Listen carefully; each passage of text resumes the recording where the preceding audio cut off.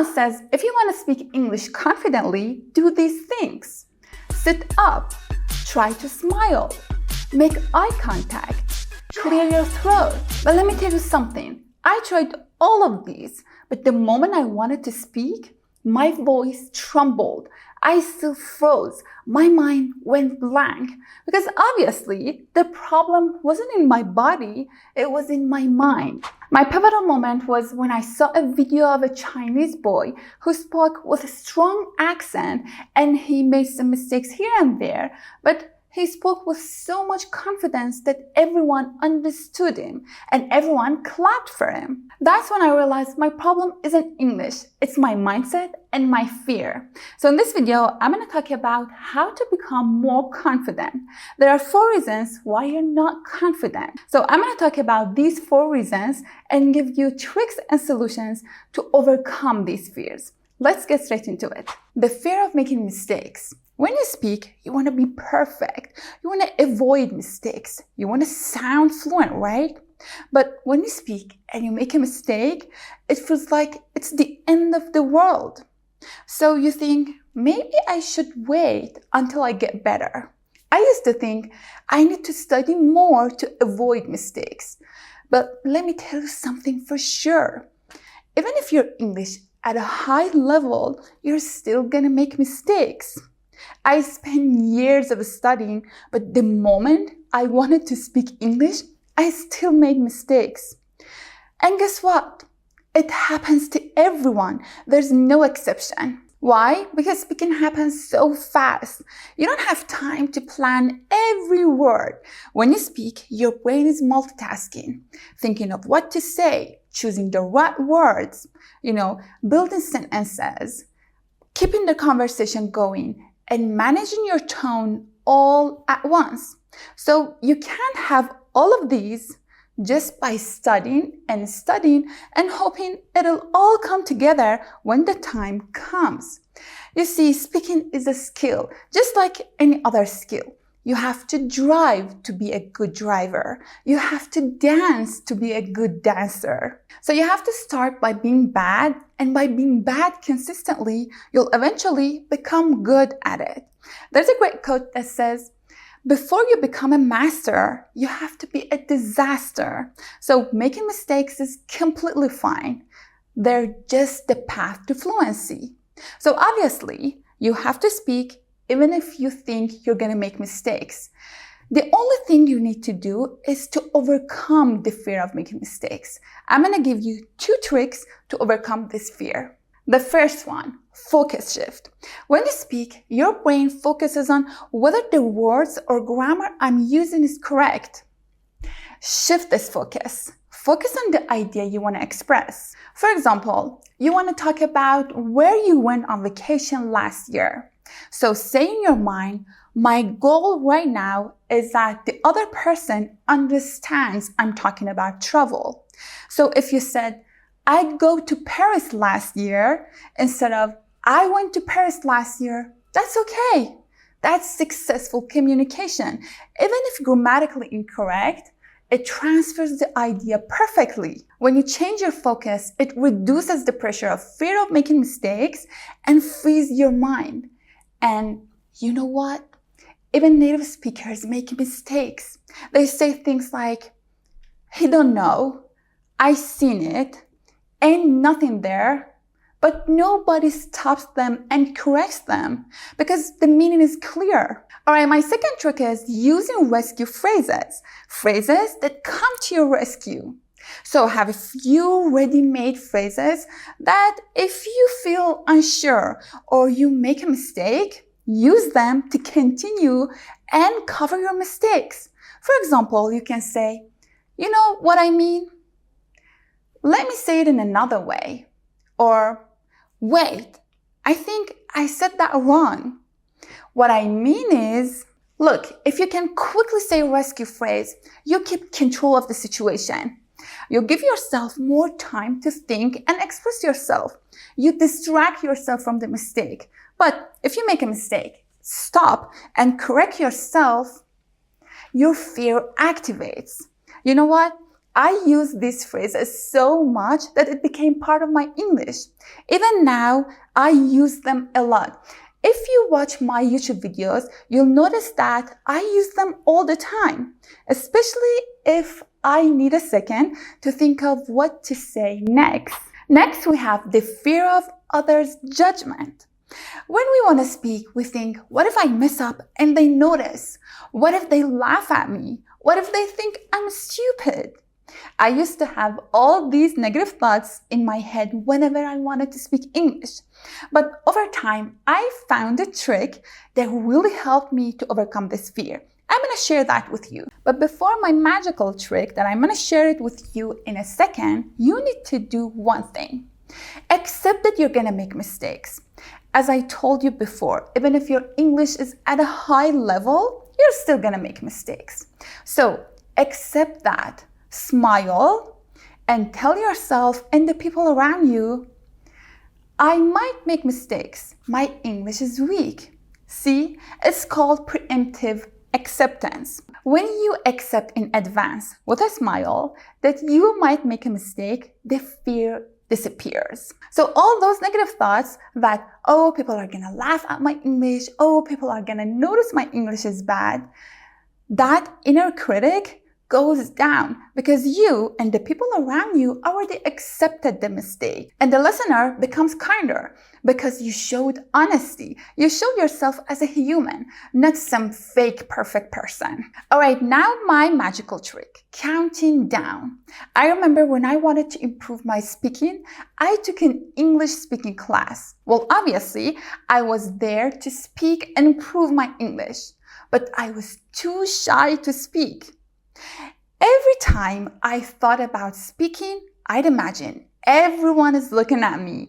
And if I messed up, that would be so awkward and everyone would laugh at me. So whenever the teacher asked the class a question like, what do you think about this thing? I'd stay quiet and listen to others. And when he pointed at me and said, what do you think, Katie? I'd say, I don't know. Even though I had a lot to say, I had something to share with them. One time he tried a trick. He asked a question and he said, Katie, you have to speak. You have 5 seconds to speak.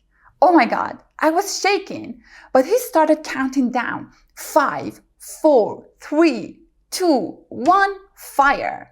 When he said fire, I just started speaking. And somehow, once I started speaking, the momentum carried me through and I managed to speak. That's why I say it's a magical trick. It really works. The moment you count down and say fire, the fear disappears. And I'm going to tell you why it's working. You see, instead of staying stuck and saying, oh, should I speak or not? What other people might think of my English, you're forced to act fast. You don't have time to think about what they might think of my English. What if I mess up and they notice? What if they laugh at me? No, you don't have time for that. You have to act fast. 5, 4, 3, 2, 1, and say something, which is all you need to get going. You see, fear is the strongest before action, not during. Number 3, overthinking. When you want to speak, you start overthinking everything.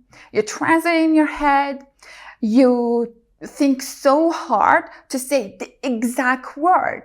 And then you hesitate on grammar. For example, how should I form the past participle tense? Like, oh, it's first subject, then we have had, then it's the past participle, and then you think so hard, all right, what's the past participle of the verb go? This kind of thinking turns the conversation into a heavy mental project. Your brain is busy analyzing, and that slows you down, and then you get stuck, and that lowers your confidence. So what to do? When you forget a word, don't stress. Don't dig in. Don't think too hard to say the exact word. Instead, use the words you already know to express yourself in a simple and clear way. For example, if you don't know it's passed away or passed out, say he died. And also, you can use examples.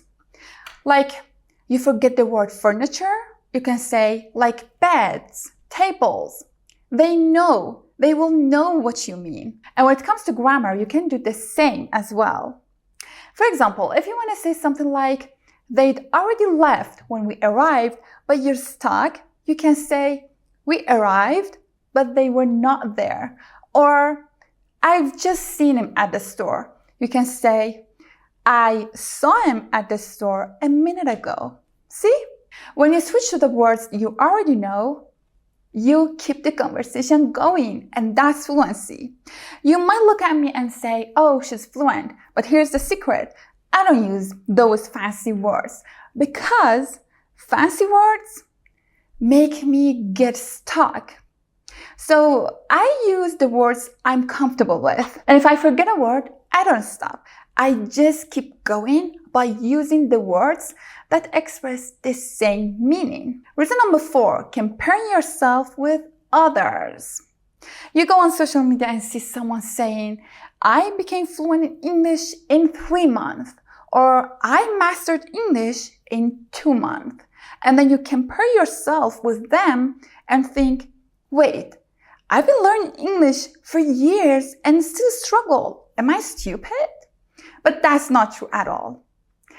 All of those social media posts, literally all of them are clickbait, designed to get your attention, not to tell you the real story. Or sometimes you see someone in a group or in a video speaking English smoothly and fluently, and then you think, why I can't speak like them? What's wrong with me? But you have to believe what you're seeing is just the final version, the polished result. You're not seeing the years they struggled, the times they failed, the moments they wanted to give up. You're just seeing their now, not their journey. You know, it's like watching someone cross the finish line of marathon and forgetting that they trained for years to get there. For example, you might look at me and say, oh, she's so lucky she speaks English. But what you don't see is that how hard it was for me to learn English. You know, I shared a lot of my struggles on this channel. I made tons of mistakes. I felt embarrassed a lot. I had moments where I wanted to give up, and actually I did, but then again, I caught up on my studies. So that was my long journey, and that helped me to be where I am right now. So the next time you see someone who seems ahead of you, don't compare where they are to where you're still becoming. Your journey is just as real, as valuable, and it's not over yet. So what you can do to stop comparing? Just compare yourself with your past self. Are you better than you were a month ago? Can you understand more? Can you speak more clearly? If yes, that's real progress. If no, you suck. I'm kidding. If no, try to practice more. Try to practice every day for 5 minutes. It really adds up. And if you must compare, compare with curiosity, not judgment. Like, oh wow, they're doing great. What can I learn from them? Not, I suck compared to them. At the end of the day, confidence comes from doing, not thinking, not watching, doing. So speak more. Even if it's messy, even if you're gonna make mistakes, even if someone else is better. Because the more you speak, the less you care about all that stuff. And honestly, fluent people aren't perfect. They're just okay with not being perfect. That's the secret. All right, now I want to hear from you. Have you ever been afraid of speaking too? What helped you to overcome it? Let me know in the comments down below. I'll see you in my next video. Bye-bye.